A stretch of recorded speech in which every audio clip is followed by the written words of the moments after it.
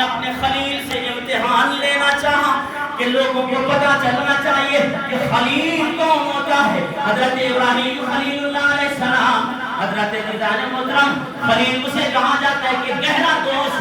اللہ تبارک و تعالیٰ نے حضرت ابراہیم علیہ السلام کو خلیل کا لقب دیا اور دنیا والوں کو بتانا چاہا کہ میں تمہیں بتانا چاہتا ہوں کہ ابراہیم علیہ السلام میرا اتنا گہرا دوست ہے، اتنا پیارا دوست ہے کہ 90 سال کی عمر میں نے اسے بیٹا پا لیا، وہ بیٹے سے بھی زیادہ مجھ سے محبت کرتا ہے۔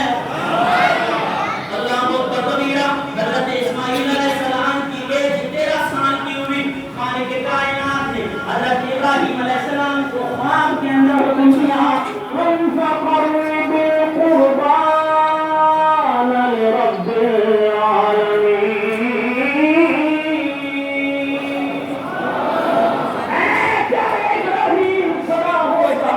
میری رضا کے لیے کوئی پیاری چیز قربان کرے۔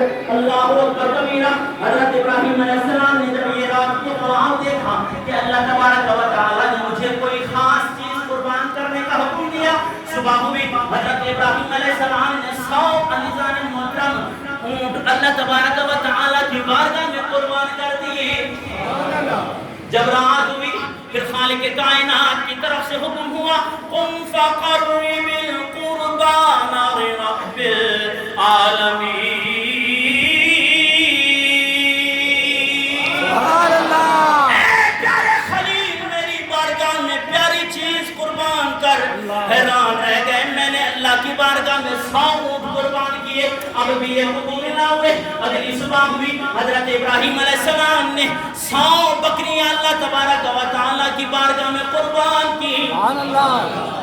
آج ہم 50,000 کا بکرا قربان کر کے جناب والا ہم لوگوں کو بتاتے ہیں کہ ہم نے 50,000 والا اتنا بڑا جناب والا بکرا لیا قربانی کے لیے۔ نہیں عزیزان محترم، قربانی کا فلسفہ سمجھیے۔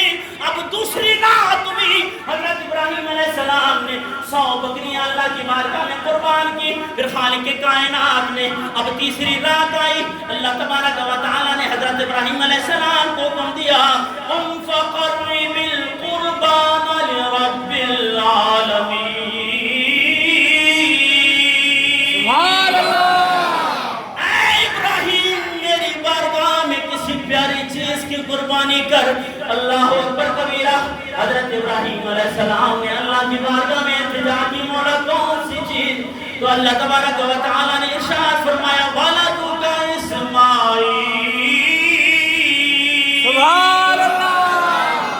ابراہیم میں اسماعیل کی قربانی مانگتا ہوں۔ اللہ اکبر۔ اب جس کو 90 سال کی عمر میں ایک بیٹا دیا ہوا اللہ نے، اور عزیزان محترم ایسا حسین جمیل اور ایسا پیارا بیٹا اور ایسا نیک بیٹا، اور پھر اللہ تبارک و تعالیٰ اس کی قربانی مانگ رہا ہو، یہ دنیا والوں کو بتانے کے لیے کہ جناب والا یہ قربانی کے فلسفے کو سمجھے کہ جب تک قربانی کے اندر اخلاص نہ ہو، جناب والا جذبہ ایثار محبت نہ ہو، اتنے تک یہ آپ لاکھوں روپے کی قربانی کرتے رہیں، وہ قابل قبول نہیں ہے۔